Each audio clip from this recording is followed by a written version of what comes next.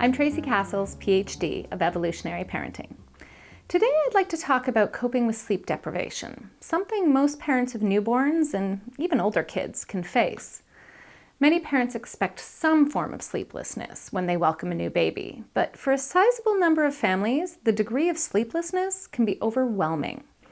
Sleep deprivation, as I'm often reminded by people advocating sleep training, is a form of torture, and we should consider it such when we consider the effects on parents, predominantly mothers.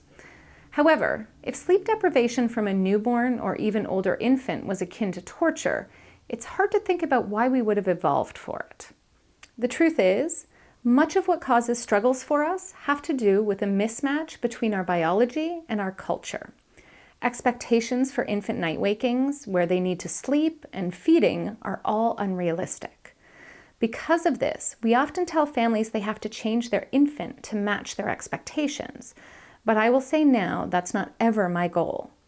Without ignoring parental needs, I find it far more important to accept and respect the infant's biological needs while also finding ways to get parents through, not out, of these hard times. So I start with a bit of a warning. This advice isn't for you if you hope to be able to continue your life as it was pre-baby and not experience any changes to your sleep whatsoever. In short, I will not advocate any type of mainstream sleep training. That said, here are some ways to help deal with sleep deprivation, or better, avoid it altogether. 1. Co-sleeping or bed sharing. This must be done safely, and yes, it can be, but co-sleeping has been found to increase sleep stretches for many families.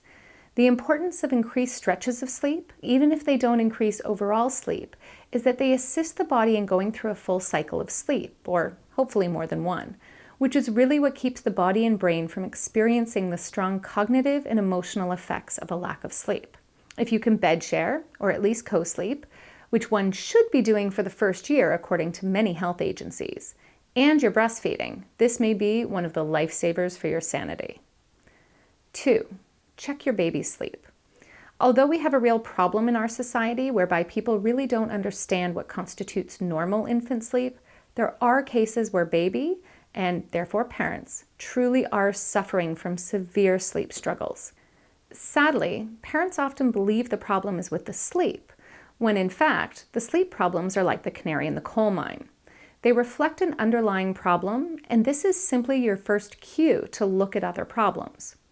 So before you panic about your infant's sleep, first check if what you are experiencing falls within the realm of biologically, not culturally, normal. And if needed, consult an appropriate source of support. For example, if it seems your baby may have breastfeeding difficulties, you need to speak to an international board-certified lactation consultant who should be able to help you, and this may help your infant sleep. 3. Nap when your baby naps. This is one of the easiest ones, and yet the one that most new parents avoid. If you've only got one baby, nap if you can, and not all parents can. But seriously, take your rest where you can get it, and realize that the other things you feel you must do while your baby naps really, honestly can wait. Now, the caveat here is that for those of you with more than one child, and who cannot always get down for a nap during that coveted time, this won't work. So if this is you, what you can do is at least make time for a rest period for you and your other kids so that you aren't feeling constantly frazzled. If your other kids are old enough, you may be able to rest or even nap, but when they're younger, make it a story time, a cuddle time, heck, even watch TV if that gives you the downtime you need. 4. Sleep in when possible. Most babies struggle to be apart from their primary caregiver at night, but come morning, they're quite happy to go to someone else for a while. If you have the capacity to get help in the morning so you can lay in for a couple of hours, it can make a world of difference to your day. Parents often report falling into deep sleep when their brain knows their baby isn't there, and that full cycle of deep sleep can be incredibly restorative and keep us from going over the edge. Despite our best efforts though, sleep deprivation happens, and we have to make it through the days.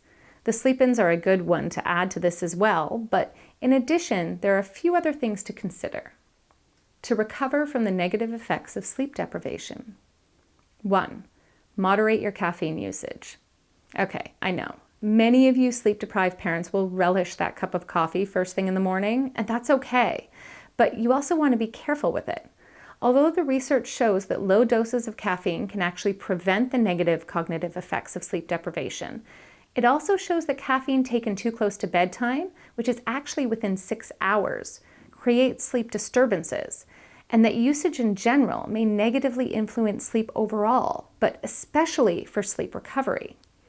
So this means that while that first cup in the morning can be helpful, using too much or taking it too late may result in a cycle of sleep deprivation, followed by the use of more caffeine to stay alert, which exacerbates the sleep deprivation. So one recommendation is to switch to half caf, half decaf. So you're cutting back, but still getting the amount of caffeine needed to counteract some of the negative effects, or switching to decaf later in the day and hoping for a bit of a placebo effect. Of course, as tired as you are, don't have caffeine after a certain point. That point being dependent upon when you plan on heading to bed. 2. Power naps. If you can get 20 to 30 minutes a day where your partner or someone else can help, you can take a quick but very beneficial power nap. Individuals who take power naps show increases in cognitive performance, positive mood, and short-term memory, all while not impeding nighttime sleep.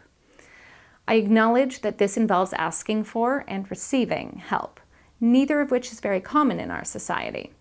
And so if you're unable to seek out help in one way or another, this won't be an option. However, I urge you to do your best to get someone, a friend, a neighbor, a grandparent, to come over and help for just 30 minutes so you can get some sleep. 3. Restorative yoga.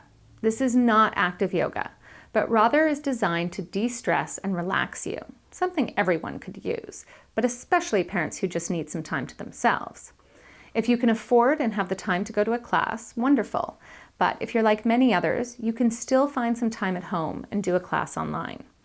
Again, you may need to ask for some help from a partner or someone else, although if your baby is happy chilling close to you while you do this, great. But even just once a week, this type of relaxation can have long-lasting effects. 4. Progressive relaxation. This is a technique that helps you relax by slowly relaxing each muscle group one at a time, along with a bit of a guided meditation.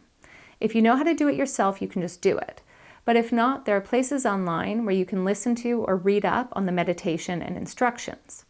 Like Restorative Yoga, this gives the body a break, which enables you to relax and reduces the stress that often accompanies sleep deprivation. When used before bed, it can also lead to deeper sleep, which can help you feel more restored if you're not getting as much sleep as you're used to. A certain degree of sleep disruption is simply par for the course when it comes to parenting. And to expect otherwise is to place highly unrealistic expectations on our babies. Unfortunately, our society doesn't always agree with this and can place highly unrealistic expectations on babies and new parents as well, which leads to the type of sleep deprivation that's unhealthy. Hopefully these suggestions can help you either get through the periods of sleep deprivation or avoid it altogether.